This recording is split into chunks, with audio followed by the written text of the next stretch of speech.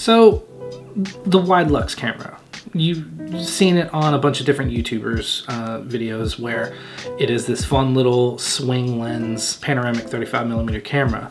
It creates some really interesting images because you're getting a panoramic photo. It's about a 2:5 ratio, but it has a bit of distortion because that lens is pivoting. You almost get a fisheye style distortion. Something like this. It's a little bit wider, as you can see here. Like, this is a pretty wide lens. So what I've actually got, this is my TT Artisan 11mm 2.8 on my Fuji GFX+Fisheye+Xpan. What I love about the GFX is it actually has a bit of a taller sensor. So in some of those sports images that I shoot, I actually get more top to bottom, and I'm not losing a lot of the image circle. And because this is an 11mm on such a large and tall sensor, it's like a 4x3 sensor, I actually get way more fisheye out of this, which is fun for a lot of other applications, but it hit me the other day, and it's what inspired me to make this whole video. I'm not gonna get a hold of a Widelux anytime soon, but can I use this to shoot something similar? So because the GFX also has the Xpan format, can I use this setup to create Widelux-like images? Now, obviously, you're not gonna have the same experience as you would shooting with the Widelux. I mean, a whole lot of what people love about that camera is the experience of using it, which I absolutely understand. You know, as someone who's owned Hasselblad, there's just something about the mechanism, there's something about old mechanical cameras that I absolutely love.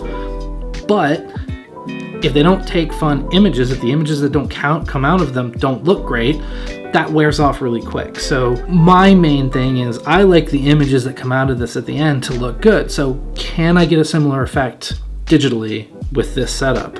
So let's go look at some of the images and see how they look.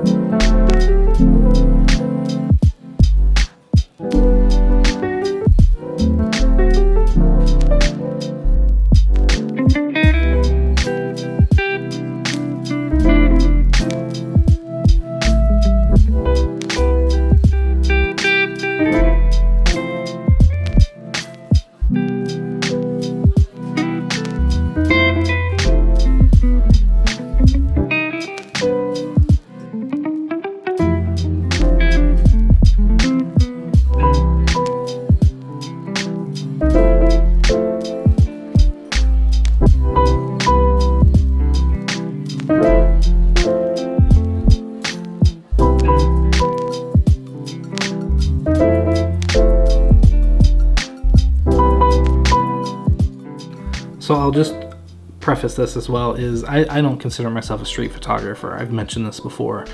You know, I'm a commercial photographer, portrait photographer. Street photography is something that I enjoy. I would not consider myself a street photographer. Now, with that said, I think I got a couple of cool shots in here that I like that just kind of fit a more, you know, photo J, you know, just out and about, nothing too serious vibe.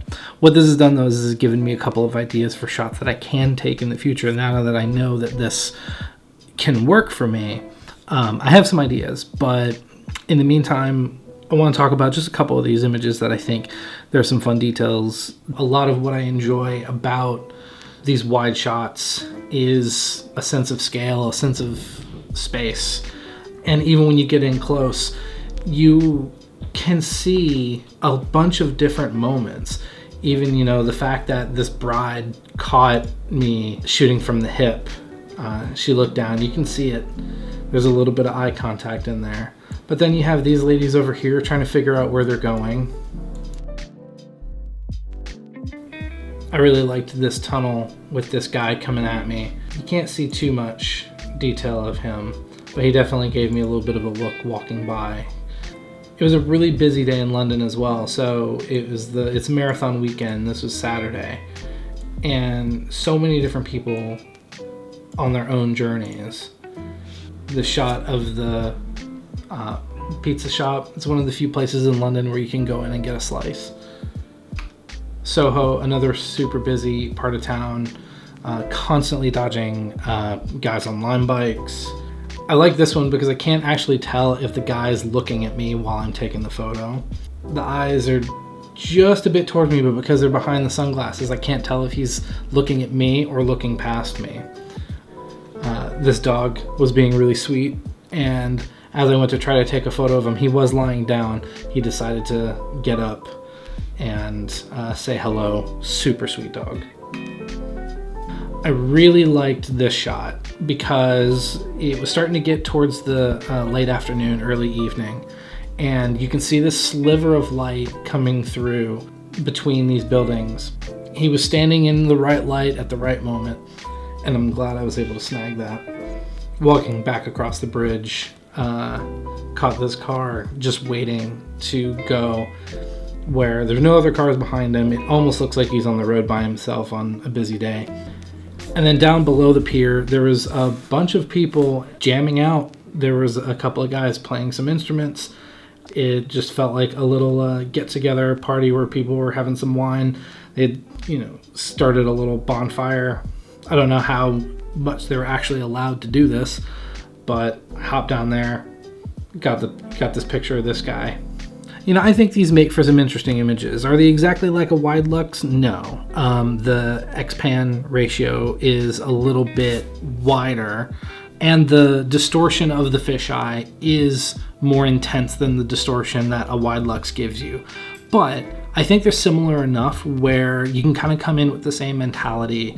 Like if you've ever shot in with a Widelux and kind of know how those images come out, you can kind of come in with the same mindset, knowing what your limitations are with the frame, knowing that you're shooting wide, knowing that it's a distortion, you got to get close to the action. It just gives you another way of thinking, gives you another way to shoot. Now, I have the RAWs and I can recrop these and re-edit these however I want. Obviously they're all still fisheye images, but I think there are a couple of these that I might enjoy square crop. I'm not sure. I need to get in and play around with them. But for the most part, these are out of camera crops with the HP5 recipe that I made up on them. So I think that's it for this.